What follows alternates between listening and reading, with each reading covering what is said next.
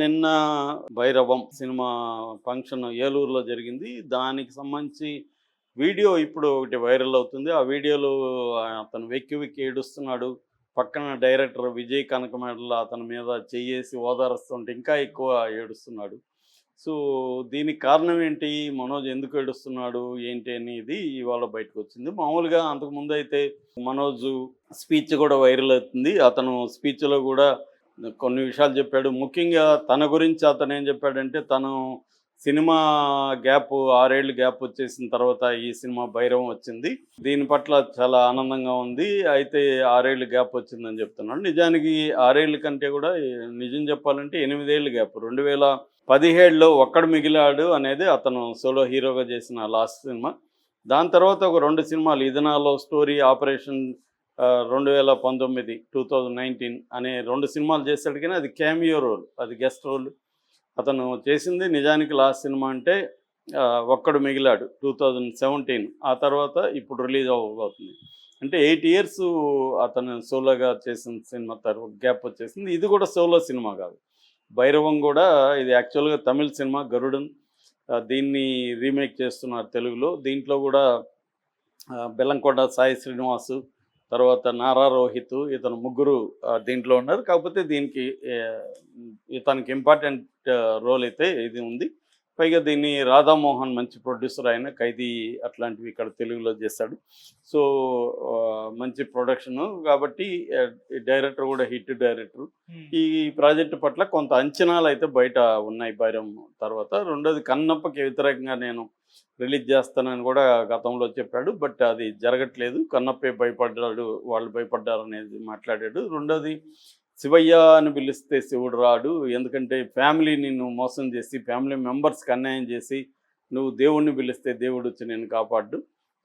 నువ్వు మంచి మనసుతో, నిండు మనసుతో మనం ఉంటే డైరెక్టరు, ఆడియన్సు వీళ్ళే మనల్ని సేవ్ చేస్తారని కూడా అతను వ్యంగ్యంగా కూడా మాట్లాడాడు.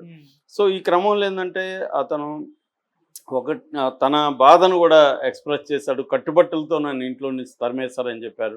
అంటే గత కొంతకాలంగా మనకు తెలుసు, మోహన్ బాబు ఫ్యామిలీలో గొడవలు. ఆ గొడవల్లో ఇతను తాను బలైపోయాను, తన అన్యాయానికి గురయ్యాననేది బయట ఎక్కువగా అతను ప్రొజెక్ట్ చేసుకుంటున్నాడు. రెండోది, నేను ఆస్తుల కోసం ట్రై చేయట్లేదని అతను అనేక సార్లు ప్రమాణం చేసి కూడా చెప్తున్నాడు. నేను ఆత్మగౌరవం కోసం చేస్తున్నాను. ఆ ఫ్యామిలీలో నన్ను యాక్సెప్ట్ చేయాలని నేను పోరాటం చేస్తున్నాను తప్ప, నేను ఆస్తుల కోసం ఇంకో దానికోసం చేయట్లేదని అతను పదే పదే అంటున్నాడు. కానీ బయట పరిశీలించే వాళ్ళకి అలా కనబడట్లేదు. ఎందుకంటే అతను అక్కడ మోహన్ బాబు ఉంటున్న ఇంట్లో తను కూడా ఉండాలని కోరుకుంటున్నాడు. తను ఉన్నాడు కూడా 1 ఇయర్ పైన ఉన్నాడు.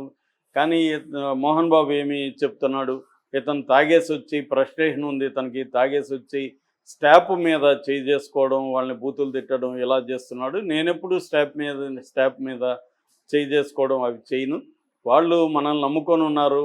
మనం ఏమన్నా తప్పు చేస్తే వాళ్ళని మందలించొచ్చు తప్ప వాళ్ళని కొట్టడం కరెక్ట్ కాదు. అది నేను చెప్తుంటే ఇతను వినట్లేదు. తాగేసి వస్తున్నాడు. అర్ధరాత్రి అపరాత్రి లేకుండా ఆ అమ్మాయి కూడా ఇతన్ని ప్రోత్సహిస్తూ ఉంది. ఇలాంటిది నా ఇంట్లో సాధ్యం కాదని చెప్పాను అతను పదే పదే. అతను వినలేదు. అందుకని అతను బయటికి పొమ్మన్నాను అనేది మోహన్ బాబు వెర్షన్. ఇతనేమో ఆత్మగౌరవం ఇంకోటి అంటున్నాడు. నెక్స్ట్ ఏంటంటే ఆస్తులకు సంబంధించి కూడా వాళ్ళ వ్యాపారాలు ప్రధానంగా మోహన్ బాబు యూనివర్సిటీ పేరుతో తిరుపతిలో నడుస్తున్నది. విద్యానికేతన్ ట్రస్ట్ ఉన్నింది గతంలో. 93 నుంచి అది స్టార్ట్ అయింది. 2022లో మోహన్ బాబు యూనివర్సిటీ అయింది. దానికి ఛాన్సలర్గా మోహన్ బాబు ఉంటున్నాడు. సో, దీన్ని ఇప్పుడు మోహన్ బాబుకి ఏంటంటే దాదాపు 78 ఏళ్ళు వచ్చాయి. ఆయన యాక్టివ్గా వెళ్ళి వ్యాపారాలను చూసుకునే పరిస్థితి లేదు కాబట్టి విష్ణు బాధ్యతగా అవన్నీ చూసుకుంటున్నాడు. విష్ణు, వాళ్ళ వైఫ్ వెరోనిక, వీళ్ళు కొంత బిజినెస్ మైండెడ్ పీపుల్. అనేక బిజినెస్లు కూడా వాళ్ళు సమగ్రంగా సమర్థంగా నడుపుతున్నారు. అట్లాంటిది దీన్ని కూడా వాళ్ళు చూసుకుంటున్నారు. దానికి ఒక పర్సన్ని ఇన్ఛార్జిగా పెట్టి ఇంటర్నేషనల్గా అనేక యూనివర్సిటీలో టైఅప్డ్ కావడం, దాన్ని నెక్స్ట్ లెవెల్కి తీసుకుపోవడానికి ట్రై చేస్తున్నాడు. ఈ అబ్బాయి ఏమో ఎక్కడా ఇన్వాల్వ్ కావట్లేదు. బిజినెస్లో ఇన్వాల్వ్ కాకుండా అటు ఇటు తిరగడం, డిసిప్లిన్ ఉండకపోవడం, సినిమాలు సరిగ్గా చేయకపోవడం, ఈ లోపల భార్యకు విడాకులు ఇచ్చేసి ఇంకొక విడాకులు తీసుకున్న అమ్మాయిని పెళ్లి చేసుకోవడం, భూమా మౌనికా రెడ్డిని. ఆ అమ్మాయికి ఆల్రెడీ బాబు ఉండడం, ఇవన్నీ వీళ్ళకి నచ్చట్లేదు.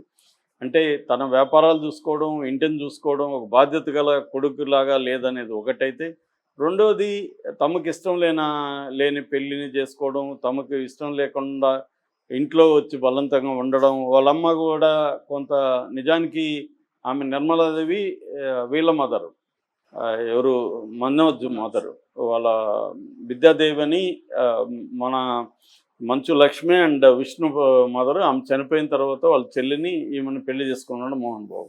అయినా కూడా సొంత తల్లి కూడా ఇతన్ని సమర్థించే పరిస్థితిలో లేదు.